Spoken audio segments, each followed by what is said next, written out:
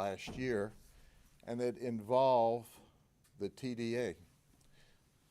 This is a very violent Venezuelan gang. This gang originated out of the prisons in Venezuela. It's recognized in the United States as an not only an organized gang, but they're also recognized as an organized terrorist organization. Now, you watch the national news and you think, oh, that's something that happens someplace else. But I can tell you that this violent gang was alive and well in Central Florida. And I want to show you, this is Alexis Benavides, and I'm going to introduce him to you in a minute. This is his gun. I want to tell you that these folks came across the border illegally. I want to give you details. This started with 32 cases that we worked, and there were 4 cases worked by other agencies. And it was with them stealing high-end liquor. But it started out something as minor as grabbing beer at convenience stores, and it elevated to robbery. And then not only was there a robbery here, but we worked with Osceola County because during the process of this in Osceola County, they committed robbery with a firearm. It's a violent group. So how did we come into contact with these folks? Through Public's Organized Retail Crime Investigation Unit, who noticed a trend of people stealing high-end liquor from them. And during the process of us investigating this, we determined that they were also stealing from Sam's and Walmart, the same trend. We also learned that other agencies had made 4 arrests along the way. And I really want to underscore and highlight the Lakeland Police Department, because when they went to Sam's in the city of Lakeland to steal, they actually robbed the clerk, injuring her hand. They had loaded this high-end liquor into a basket and were trying to leave with it. She tried to stop them. They literally ran into her, injured her hand, and fled. The Lakeland Police Department immediately started an investigation, learned when they fled, they damaged their vehicle, which ended up in a crash, and then they scattered like rats on a sinking ship. They ultimately got an Uber and fled. Lakeland Police Department had suspects, and they were onto this case. They worked hand in glove with us. We explained to them there was a long-term investigation that we were doing as well, and they wanted to make sure that not only did they have a successful arrest, but that they worked with us so that we could wrap up this entire organization. But I want to stop just a minute. It's not just the Lakeland Police Department and the Sheriff's Office. It's DHS. They were involved in this investigation. The Orange and Osceola Sheriff's Office was involved in this investigation. Florida Department of Law Enforcement was involved in this investigation. The U.S. Marshals Task Force was involved in this investigation. ICE put holes on all of these folks, and I'm going to talk in detail about that in just a few minutes. The statewide prosecutor is working with us, and our detectives are currently working with them because we're seeking to file not only organized retail theft charges, not only robbery charges, we're seeking also to file racketeering charges, which is a 30-year minimum mandatory. We couldn't do that without the cooperation of first our state attorney's office and ultimately our Florida statewide prosecutors, who works under James Uthmeyer, our Attorney General.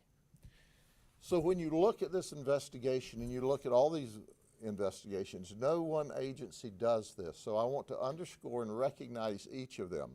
Osceola, Orange, When we were picking up 3 of the 5, 2 were already in custody in Osceola County, by the way, for a robbery.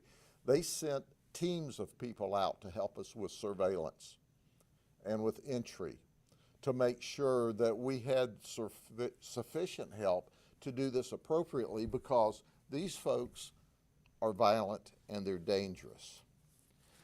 But once again, I want to introduce you to the different individuals that you see here. And I'll start with Samuel Charlie. He's 25. He is a documented member of this gang We have designated him as a terrorist federally.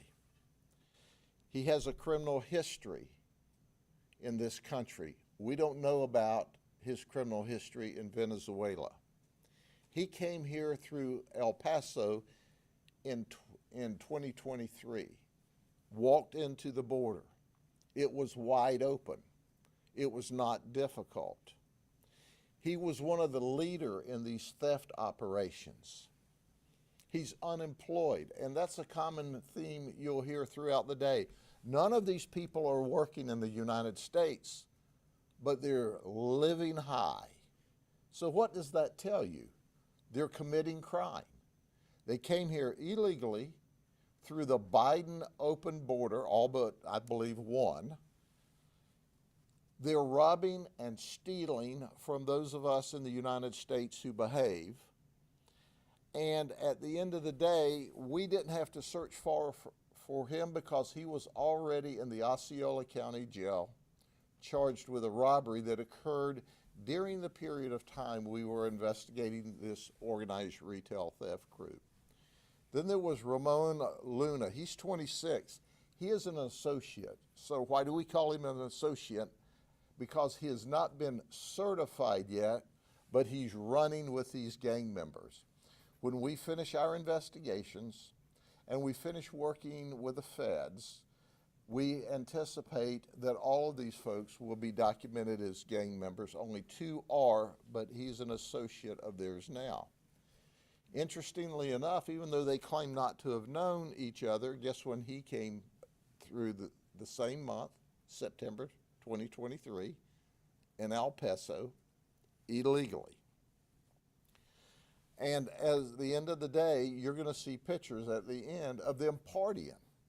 They've got time to steal, they've got time to rob, they've got time to party in this country, all while they're here illegally, all while they were allowed to just walk into this country.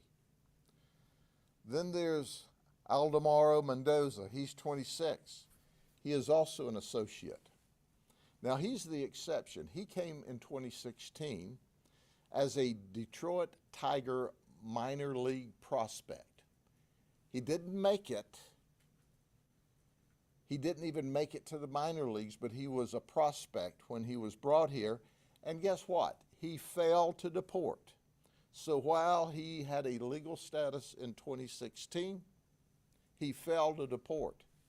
Now listen, 2016 to 2025, okay, I'm not real good at math, but that's about 9 years, right?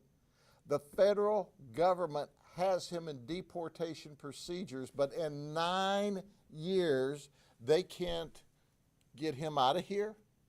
Come on, man. If you don't think the federal immigration system is messed up, here's your sign. All the while, he wasn't hard to find because he was in the Osceola jail for robbery. That's right. Charlie and Mendoza together robbed a person at gunpoint in Osceola County, neither of which should have been here. Then there's Darwin's Leon. He's 28. He's also an associate. He crossed in December of 2021 at El Paso. There was a warrant for removal for him. But despite that warrant for removal, he was here wandering around, committing robberies, committing organized theft, partying. We also know that he was in Aurora, Colorado at the time of the takeover of the apartments.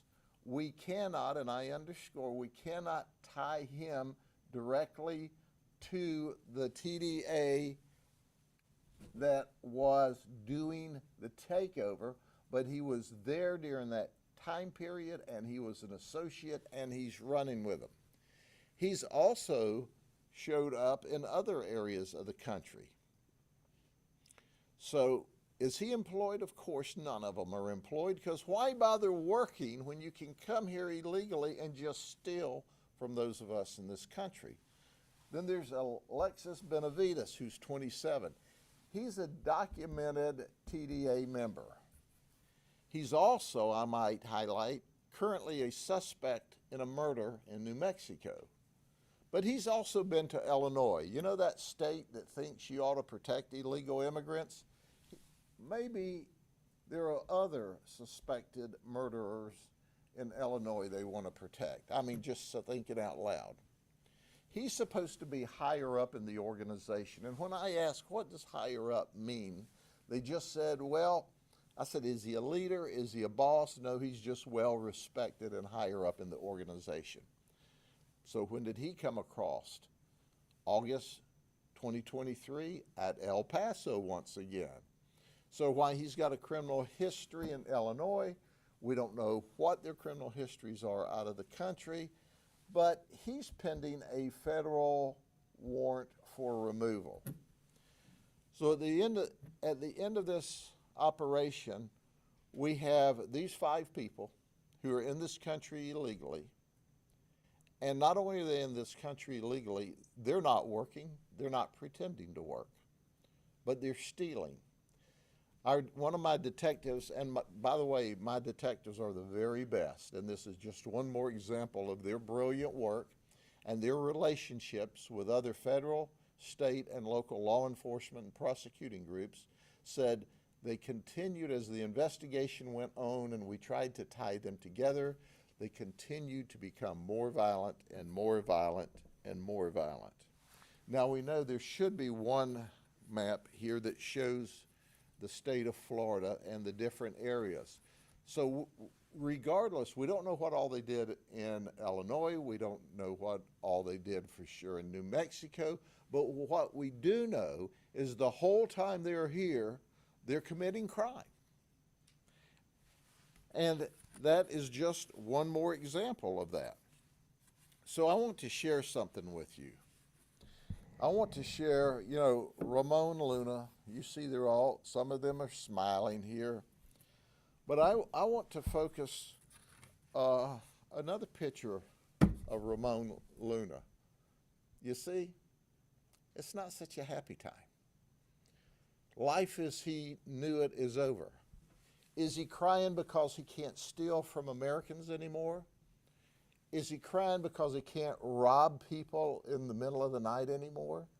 Is he crying because he can't rip off high-end liquor? This is the end of the road for him and his companions. I hope he has his traveling clothes on, because we want to charge them with racketeering and send them to state prison for a very long time and then deport them. Now, some would say, why don't you just deport them and not spend any more taxpayers' money on them? Well, first off, if you deport them, there's no guarantee that they won't try to find their way back, and there's no guarantee that we won't be dealing with them again in murder, robbery, or theft just as they make their way here. So he's going to be locked up for a long time. We know that 4 of the 5 of these folks came across during the Biden era of totally open borders. You've heard me stand here before and say we don't have a broken immigration policy or a border policy. We have one that's non-existent. This is the kind of people that are coming across. At one point in time, this rascal got on his hands and knees after we arrested him, and he was begging. He's not so bad. Now look, here's the guns they like to carry as they torment people in the street. But he's not such a big bad guy when he's locked up. Maybe he's having visions of El Salvador prisons at some point in time in his future.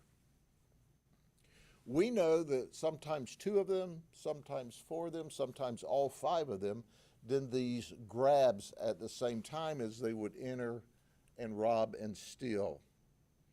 We know 2 of them, as I said, robbed at gunpoint. But they're not smiling anymore, you see?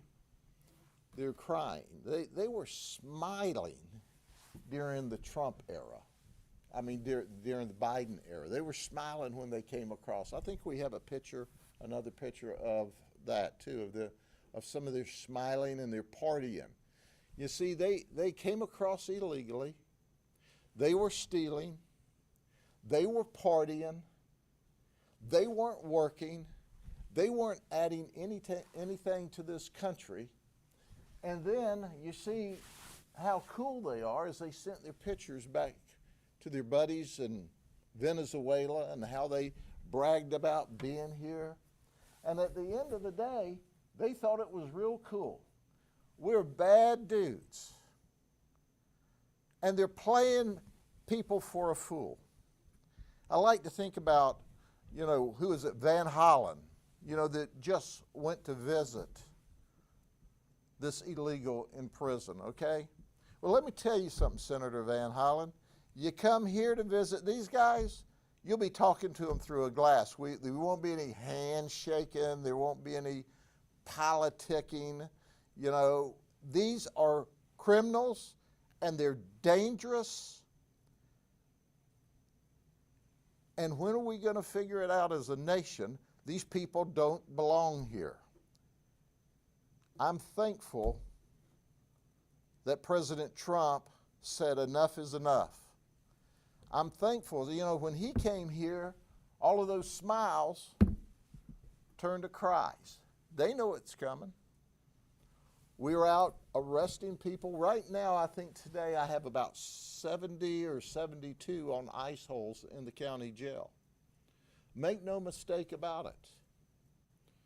You come here illegally, we bump into you, we're going to enforce the law. We're going to notify ICE. We also, because of the leadership of Governor Ron DeSantis and our legislature with current legislation where they provided enhancements, we have enhanced all the levels of those we have charged. So thank you, Governor DeSantis. Thank you, Florida legislature. Ben Albritton, our president of the Senate. Daniel Perez, our Speaker of the House. Thank you all for giving us the tools to keep the people of Florida safe.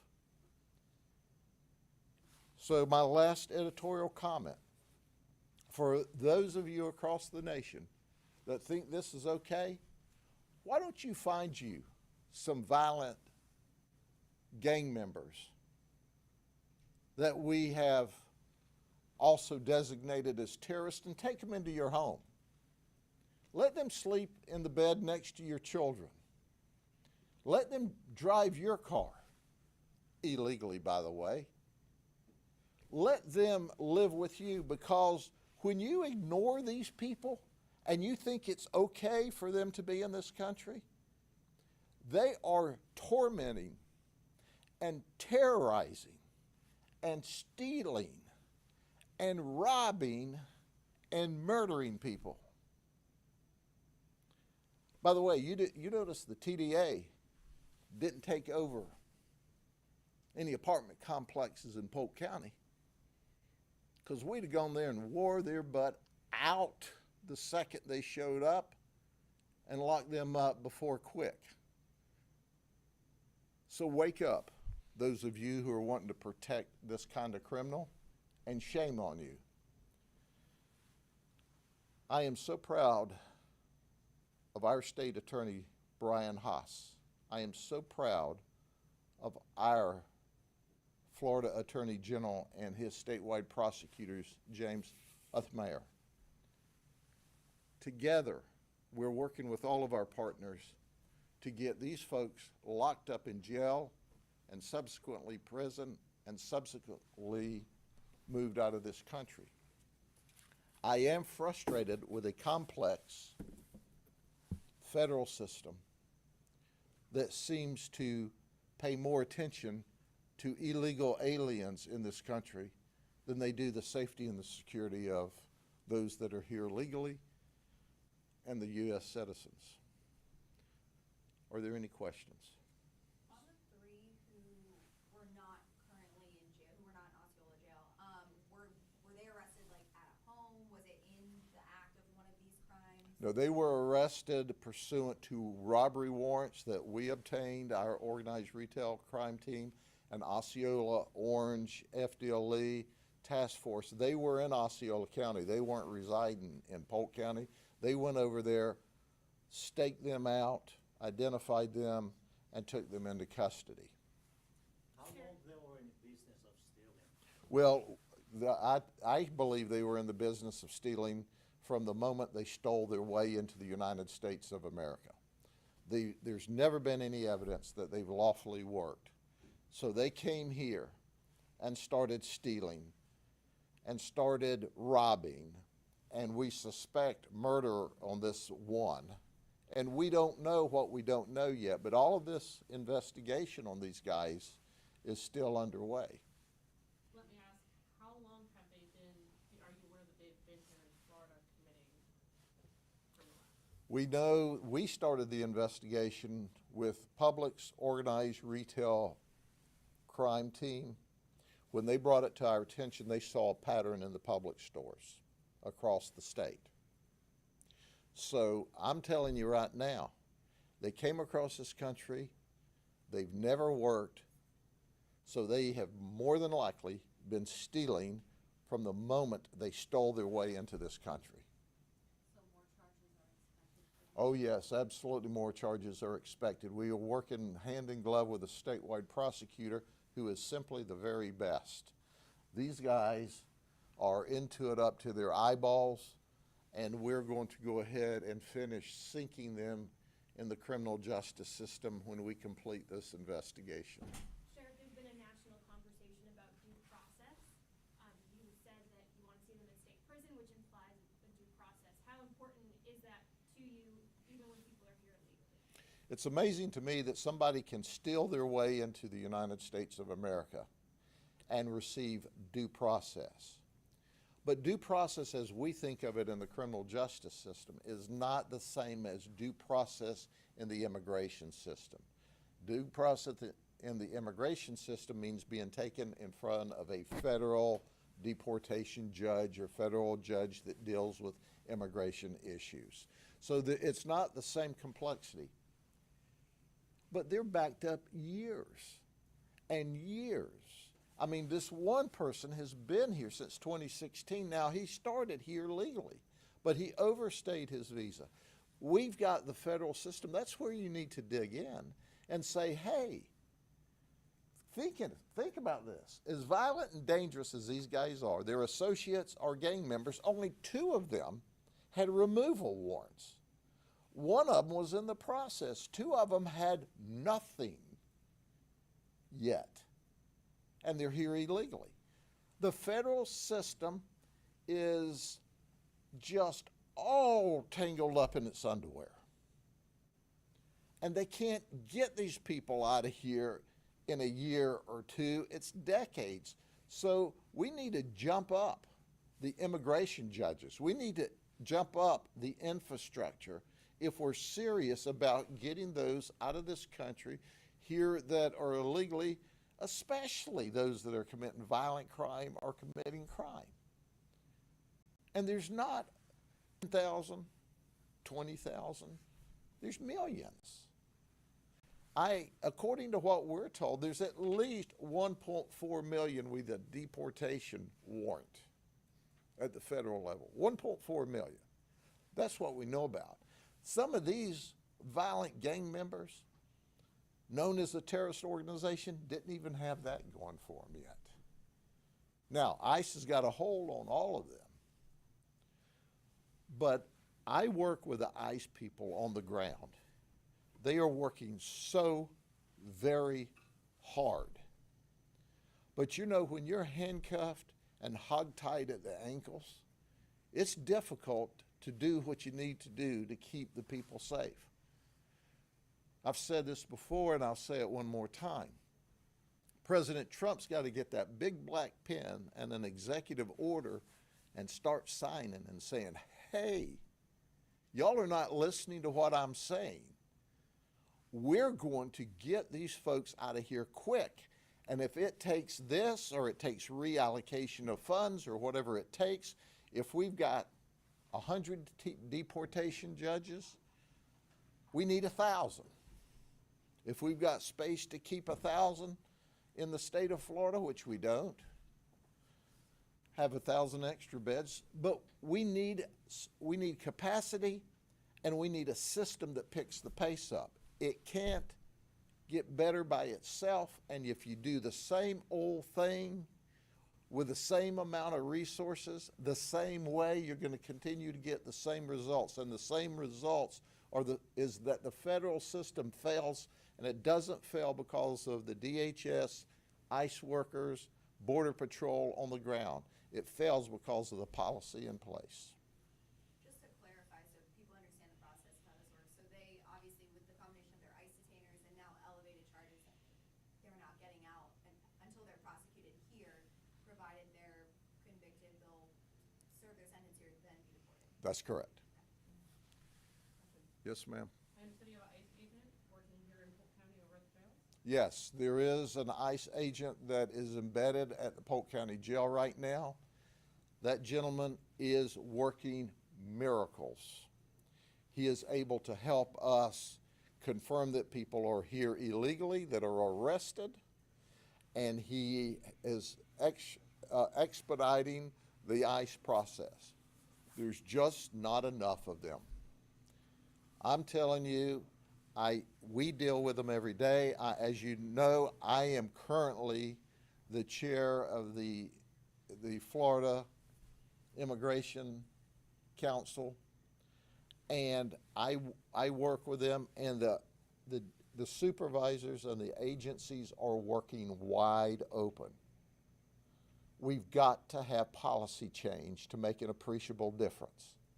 We got the same old clunky system that's ineffective at best and horribly broken in reality. And to try to move it along, it is just slow and onerous. Okay?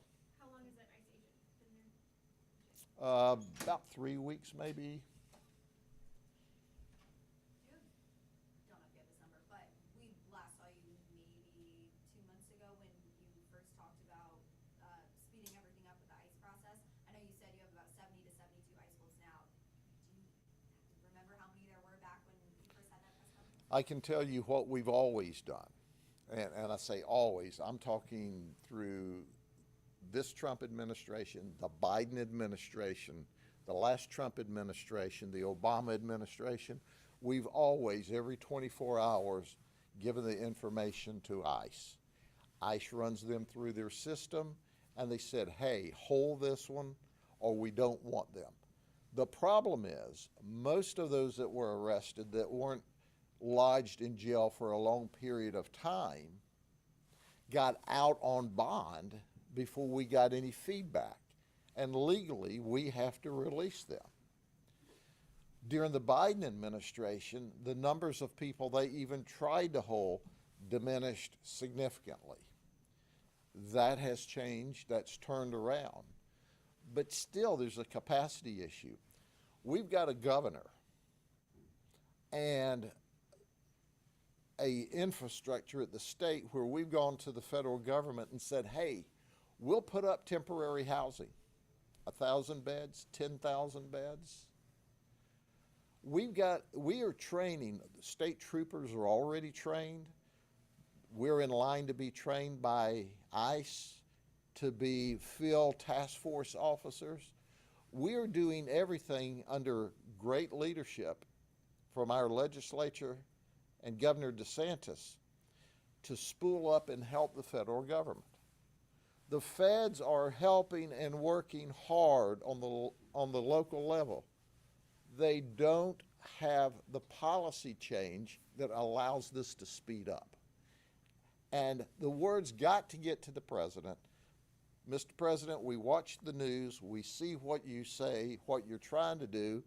You need to get someone to dig down and find out that my experience, your DHS people are trying hard, but quite frankly, I think you're listening to a bunch of bureaucratic lawyers as opposed to changing policy. You're listening to lawyers, and lawyers will tell you the least risk occurs when you do nothing. But the reality is there's not much risk at all with doing what's right. There can be loud mouths with a big trumpet, but doing what's right doesn't always occur in silence. Just do what's right. Just give the ICE people, the DHS, the Border Patrol, the authority. Change the rules, the housing rules, so the state of Florida and the other states and the local law enforcement, those that run local jails, can help. If it's good enough, if the Florida state rules are good enough, Florida jail model rules are good enough to hold U.S. citizens accused of a crime, they certainly ought to be good enough to hold illegal criminals in this country accused of crimes so that we can help more. But till the president gets that big pen out on an executive order and mandates it, and then looks at his watch, compares it with a 30-day calendar and says, well, y'all got about 29 days and 12 hours and 45 minutes to get this fixed. If you like working here, nothing's going to change. Because by the time he gives the order up here and it drizzles through the current rules and it goes to these bureaucratic lawyers who are paid whether they work or not, on the ground, the ICE folks, the Border Patrol folks, the local folks struggle. So, Mr. President, listen to what I'm saying. I'll get you what you need. I'll help you accomplish the mission that the voters told you. Get these illegal people that are starting, as you said, with the worst first out of this country. That's what we're doing. But 5 at a time ain't going to get us there when there's hundreds of thousands that are committing crime and there's 1.4 million deportation warrants. Mr. President, I know what I'm talking about. We can help you out, but you got to help us out first. Sure. Do you mind, I don't know if you mind talking a little bit about what happened at FSU? Yeah, are we finished with this? Okay. What do you want to know? I mean, What's your takeaway from what happened as a member of the Stoneman Douglas? yeah. I'm also a commissioner on the Marjorie Stoneman Douglas Commission that investigated that horrible shooting of those beautiful children and staff members. And I can tell you the systems and the processes, and then our governor currently, our senator, our U.S. senator, they acted very quickly. To have one person injured or killed with an active shooter is too much. But look how quickly the intervention came and the remarkable work by the law enforcement officers in Tallahassee. My heart breaks for anyone who lost their life or were injured or emotionally scarred from this. There's always going to be evil among us, but there are good people doing good things, and there are heroes among us that will run in, and we're teaching and coaching. This is the new normal. There's going to be evil people that want to hurt people, and now they have social media, and if you can't be famous, you can always be infamous. And someone said, well, you know, they got mental health problems. I've heard that over, and they got mental health problems. Well, of course they do. Normal people don't shoot people. And certainly normal people don't grab guns and actively go on a rampage. They all have issues. They all have a hitch in their giddy up. None of their brain cells are working right to do that. But the reality of it is, as horrible as it was yesterday, I look at the bright side and say, how much worse could it have been, except for those wonderful men and women that raced in to protect.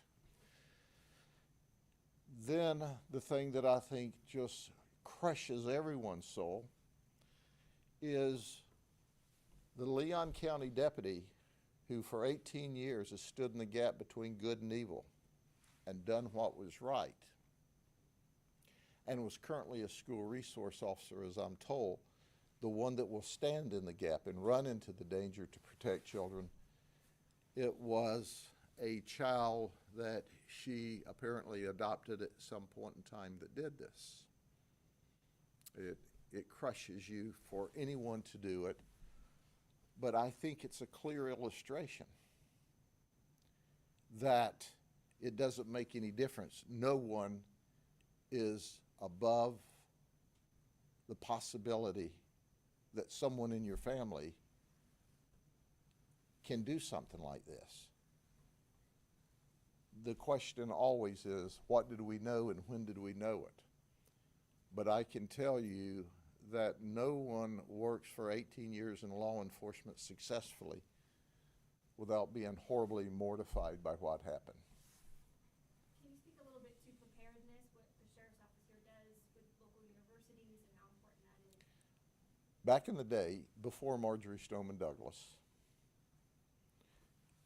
we started a Sentinel program here. In fact, my Sentinel program is almost word for word the State Guardian program. So we started a Sentinel program, and we started at Southeastern University. They were the only ones who would accept this. I met with not the current president of Polk State College, but the former president. I met with a former person that was the superintendent of the public schools, not the current ones. And I met with the SEU, Southeastern president. He said, I think it's great, I think it's visionary, I want to do it. The other two looked at me like I just landed from Mars. Today they don't have to call me a prophet. But that's when it started. We were arguably the first law enforcement agency in the nation. I created an entire division. You have patrol division, investigative divisions. I created an entire division of safe schools. So we now have this robust, very large safe school division. We have a lot of infrastructure in place, and as I've said over and over, having guns on campus is not the first solution, but it's the last best solution to protect people. So there's layers and layers and layers and layers of security systems that we don't talk about, and processes that we don't talk about publicly, but we want children of every age up through college to go to school, to feel comfortable, to feel safe, for it to be a great social environment. We don't want it to feel like they're going to prison every day, and they don't feel that way. But we have a lot of security systems in place. Does that mean it can't happen here? No, it does not. But I can tell you we have reduced the probabilities because we are seeing and taking action on things that we know before they manifest into a real problem.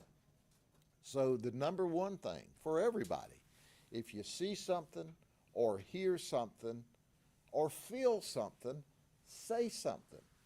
Because almost without exception, when we go back and we look at these active shooters, there has been signs in the past and they ignored them, or they didn't think they were real, or they would go away, or it was just childish talk, almost without exception.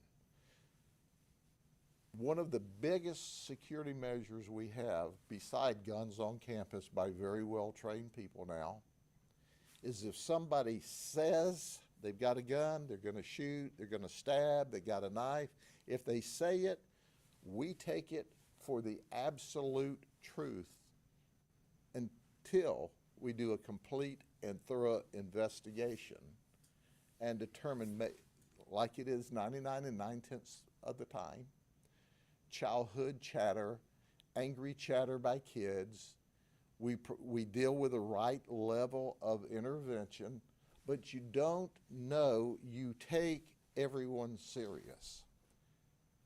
I can stand here and tell you clearly and unequivocally, if you look this nation over, there's more school districts and more police agencies that aren't prepared for the next shooter than are prepared for the next shooter. But the response at FSU, from everything I've seen and what I know, was remarkable. The notice to the students, the lockdowns, the police response.